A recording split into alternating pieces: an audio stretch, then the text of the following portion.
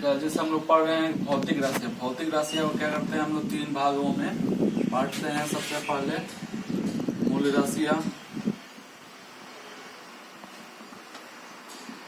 Second जो होता है पूरक राशियां, और थर्ड जो होता था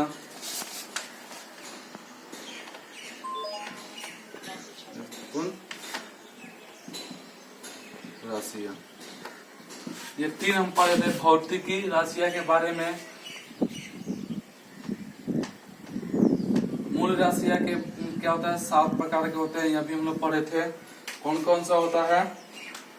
7 प्रकार के मूल राशि जाने थे। सबसे पहले लेंथ के बारे में जाने थे, इसका हम लोग सिंबल भी जाने थे। लेंथ का क्या सिंबल होता है? एल। इसको हम लोग एसआई यूनिट किससे डिनोट करते हैं? मीटर से। ये भी हम लोग जाने थे। सेकेंड फिर आता है मास, जिसका सिंबल एम, और केजी से इसको एसआई यूनिट होता है KG. Time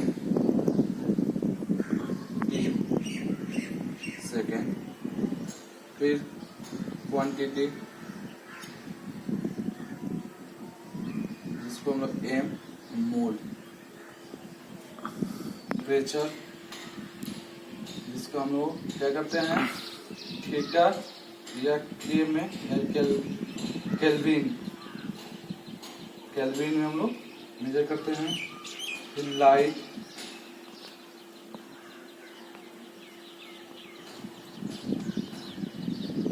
light density CD से, इसको कोबार्ड,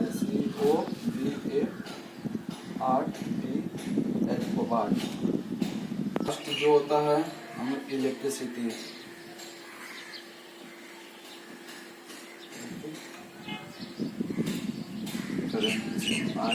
एम्पियर। ये 7।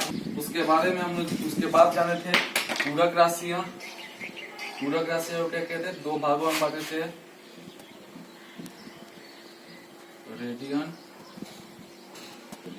और स्टेट।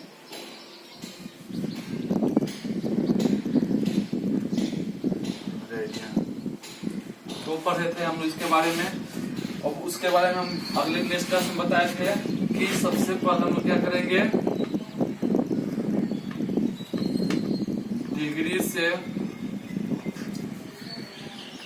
डिग्री को रेडियन में बदलना। ये हम लोग बताए थे कि ये हम लोग जानेंगे कैसे इसको चेंज करते हैं। तो सबसे पहले हम लोग जान लें कि 2 पाई रेडियन में 360 डिग्री होता है। एक पूरा पुल कंप्लीट, यानी कंप्लीट एंगल जब रहता है तो उसमें जो पूल 2 पाई रेडियन होते हैं, यानी 2 रेडियस जो सर्कल से हो, जब ये कंप्लीट होता है तो उसमें क्या 360 डिग्री का निर्माण होता है। क्या पाई रेडियन का वैल्यू कितना हो जाएगा?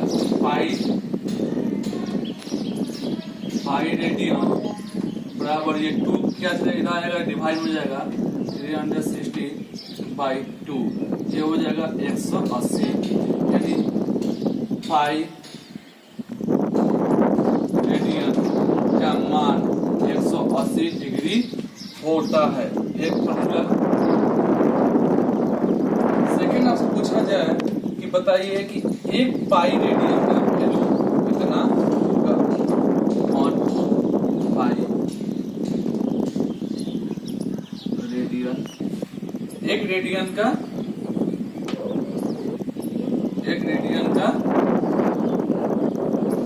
मान कितना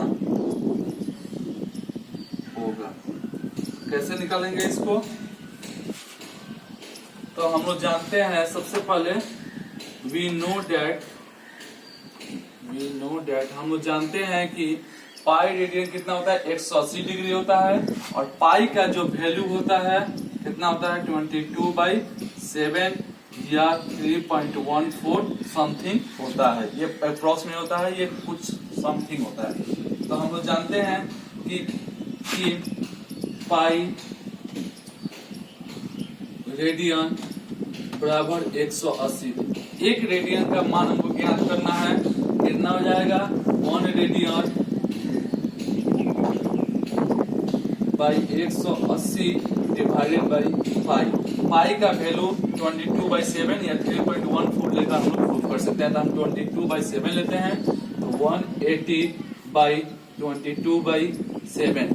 इसको जब हम लोग रेसिप्रो करेंगे तो 7 ऊपर चला जाएगा, तो 180 इंटू 7/22।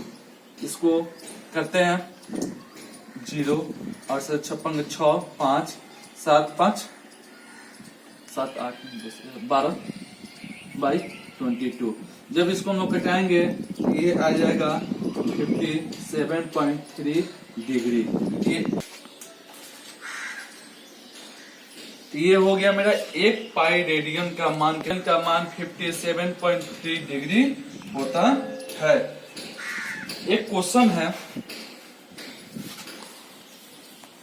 ये होगा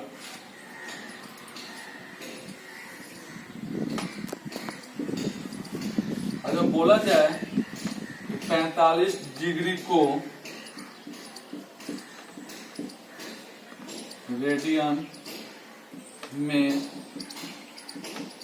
बदले, कितना 45 डिग्री को रेडियन में बदले। सबसे पहले क्या करते हैं हम लोग,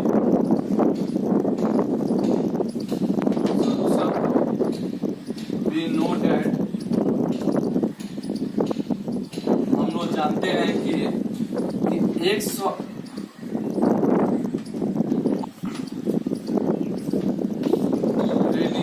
बराबर 180 होता है। तो इसको ज्ञात करने के लिए 1 डिग्री का पाई बटा 180 रेडियन होता है। अगर मान लीजिए कि x का वैल्यू निकालना हो, इसका मान पूछा गया है, तो क्या होगा, इसमें पाई बटा 180 गुणे 45 रेडियन। अभी हम लोग क्या करेंगे, पाई का वैल्यू प्रूव करेंगे 22/7। इसको कटा देंगे तो ये हो जाएगा मेरा पाई/4 रेडियन आंसर। एक क्वेश्चन और समझते हैं हम लोग, एक क्वेश्चन और समझते हैं। अगर बोला जाए कि 60 रेडियन में तो रेडियन में बदले, कितना को 60 डिग्री को रेडियन में बदले, क्या हो जाएगा इसका। तो देखिए हम लोग जानते हैं सबसे पहले कि पाई रेडियन बराबर 180 होता है, ठीक है। तो 1 रेडियन 180 रेडियन, इसको क्या करेंगे 60 से इसे मल्टीप्लाई कर देंगे, पाई/180 डिग्री पूरे 60, ये कितना आ जाएगा, रेडियन लिखना अपने तो भूलिएगा 18, यानी ये हो जाएगा पाई/3 रेडियन, ठीक है। यहाँ किसी को दिक्कत नहीं होगा। एक फॉर्मूला ये है, एक फॉर्मूला ये 1 पाई रेडियन का फॉर्मूला कॉम्पिटिटिव एग्जाम में पूछता है कि 1 रेडियन का मान क्या होगा, 57.3 डिग्री होता है। ये क्या होगा, पाई रेडियन का वैल्यू 180 होता है। एक कंप्लीट सर्कल में 2 रेडियन है, एक रेडियस और 2 रेडियस जब मिलता है या सेंटर ऑफ सर्कल से ये होते हुए गुजर कर फिर अपने पॉइंट पर जब आता है तो ये एक होल सर्कल का निर्माण करता है। उसका वैल्यू 360 डिग्री होता है, यानी 2 पाई रेडियन का मान 360 डिग्री होता है। तो पूछा जाए कि पाई रेडियन का मान निकालने के लिए 2 से क्या करेंगे, इसमें डिवाइड रहेंगे, 180 आ जाएगा, तो पाई रेडियन का मान 180 हो जाएगा। और पाई का मान जो होता है 22/7 या 3.14 होता है। उससे पहले कुछ और जान लेते हैं यहाँ पर, जैसे x का मान बोला जाए कि x है, ये है कि x मान का, x डिग्री का रेडियन क्या होगा, तो x इक्वल टू पाई/180 गुणे x degree radian x degree और 180 डिग्री, जो भी x का वैल्यू होगा यहाँ x y z की जगह पर हम लोग 45, 46, 48, 50 डिग्री कोई भी डिग्री हो जाएगा, इसको हम लोग कटा देंगे तो यहाँ में पाई का यानी रेडियन का मेरा मान निकल जाएगा। जैसे आपको क्वेश्चन बता है कि 45 को रेडियन बदले, तो हम लोग जानते हैं कि पाई रेडियन का मान 180 होता है। 1 रेडियन पाई बाई 80, यानी पाई को इधर भेज देंगे, डिवाइड हो जाएगा 180। क्या करेंगे 45 डिग्री को क्या करेंगे, इससे डिवाइड कर देंगे तो ये क्या हो जाएगा 4 आ जाएगा, पाई बाई 4 रेडियन हो जाएगा। एक क्वेश्चन यहाँ पर है, आप लोग समझ चुके होंगे। आगे आप लोगों को बताते हैं भौतिक राशियों को हम लोग 3 तरह से दर्शाते हैं। पहला परिमाण, जिसको हम मैग्नीट्यूड बोलते हैं।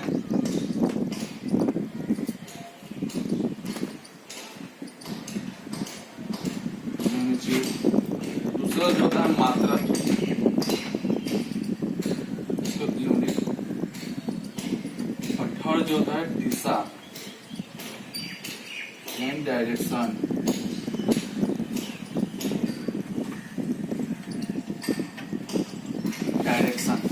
एक एक करके जानेंगे कि होता क्या है।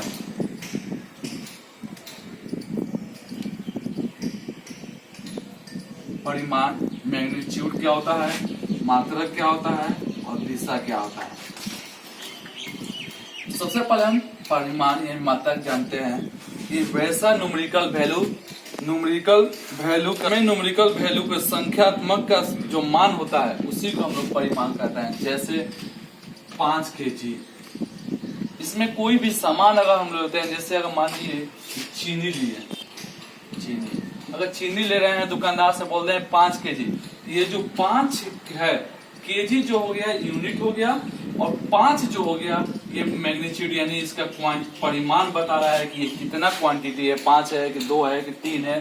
जैसे हम लोग बोलते हैं कि भैया 1 kg आटा दीजिए, 100 ग्राम चीनी दीजिए, यानी 100 ग्राम। ये जो ग्राम है ये मात्रा की यूनिट है। और ये क्या हम लोग पढ़ चुके हैं, मूल राशि हम पढ़ चुके हैं, इसके ग्राम उराम इसके 7 भाग होते हैं। जैसे यूनिट होगा ग्राम केजी, दूसरे जो 100 ग्राम है ये क्या है, परिमाण यानी मैग्नीट्यूड है।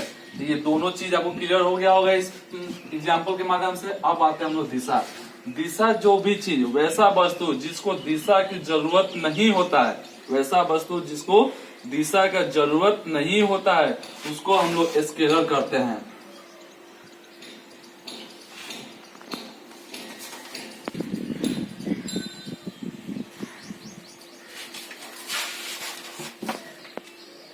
वैसे वस्तु जिसको दिशा का जरूरत नहीं होता है, यानी जिसको डायरेक्शन का जरूरत नहीं होता है उसको हम लोग स्केलर करते हैं। जैसे एग्जांपल लेंथ, टाइम।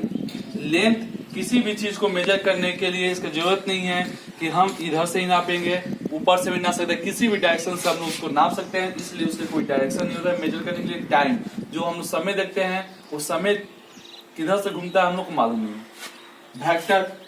वेक्टर क्या होता है, जैसे हम लोग कोई भी चीज फोर्स, जैसे अगर मान जाइए सपोज कि इस वस्तु पर हम लोग क्या कर रहे हैं, फोर्स लगा रहे हैं। इस वस्तु पर जिस इधर फोर्स लगा रहे हैं ये वस्तु किधर होगा, इधर की तरफ जाएगा। अगर इस वस्तु को हम लोग इधर से फोर्स लगाए, ये वस्तु क्या होगा, इधर से फोर्स जाएगा। अगर कोई ये सपोर्टेड ये पेन है, इस पेन को अगर हम लोग सामने के तरफ थ्रो करते हैं यानी बिकते हैं, तो ये वस्तु क्या होगा, सामने वाली डायरेक्शन में जाकर क्या होगा, गिरेगा। इसलिए जिसको दिशा का जरूरत होता है उसको हम लोग वेक्टर करते हैं, और जिसको दिशा का जरूरत नहीं होता है उसको हम लोग स्केलर क्वांटिटी कहते हैं। और टाइम जो है, टाइम का डायरेक्शन होता है, लिंक का डायरेक्शन जो होता है फिक्स होता है। जैसे यहाँ 12 होता है, ये 6 होता है, ये 9 होता है, ये 3 होता है, ये सेंटर होता है। इसमें एक मिनट होता है, एक आवर और सेकंड वाला सुई क्या होता है, ये चलता है इस तरह। इसका समय बाकी फिक्स होता है, डायरेक्शन फिक्स होता है, लेकिन इसको हम लोग स्केलर क्वांटिटी में रखते हैं। क्या डायरेक्शन फिक्स होता है, ये चलने की प्रक्रिया जो है इसका फिक्स है। ये इधर से भी चल सकता है, ये जो होता है ये इधर से ही चलता है। इसलिए हम लोग समय को वेक्टर में न रखकर स्केलर क्वांटिटी में रखते हैं। नेक्स्ट वीडियो में हम लोग अपने मेन टॉपिक पढ़ाएंगे मोशन के बारे में जानेंगे। मोशन में होता है गति, गति क्या है? जब हम लोग पिक्चर एक जगह से दूसरे जगह हम लोग चलते हैं या फिरते हैं, यानी जब हमारा प्लेसमेंट यानी जब प्लेसमेंट चेंज होता है उसी को हम लोग गति या मोशन करते हैं। जैसे एग्जांपल के माध्यम से समझिए कि जब कोई वस्तु यहाँ अगर आदमी है, ये आदमी क्या है, यहाँ घर पर है, ये आदमी घर पर है और ये क्या कर रहा है, अपना प्लेसमेंट चेंज कर दे रहा है, ये स्कूल चला जा रहा है, ये होम पर है। ये आदमी क्या है, होम पर है और ये आदमी क्या करता है, अपने स्कूल के तरफ, ये व्यक्ति अपने स्कूल चला जाता है। अंदर क्या होगा, मोशन होगा, ये दौड़ कर जाएगा, इसका प्लेसमेंट क्या हो रहा है, चेंज हो रहा है, यानी स्थान चेंज हो रहा है। जैसे अगर हम लोग ट्रेन पटना से सिवान या सिवान से दिल्ली जाता है तो उसके उस वस्तु में यानी उस ट्रेन में क्या होता है, गति होता है, यानी मोशन होता है। जब मोशन होगा तो वो ट्रेन, वो वस्तु क्या होगा, सिवान से दिल्ली 20-20 जगह प्लेटफॉर्म पर रुकते हुए वो दिल्ली तक जाएगी, यानी उसका जो सेंटर ऑफ द पॉइंट है यानी स्टार्ट पॉइंट जो है सिवान है और एंड पॉइंट कहाँ है, दिल्ली है, दिल्ली। उसके बीच में बहुत सारे स्टेशन आएंगे, वहां पर रुकते हुए जाएगा, लेकिन उसके अंदर क्या होगा, गति होगा। इस टॉपिक के बारे में हम लोग ब्रीफली अगले क्लास में पढ़ेंगे। धन्यवाद।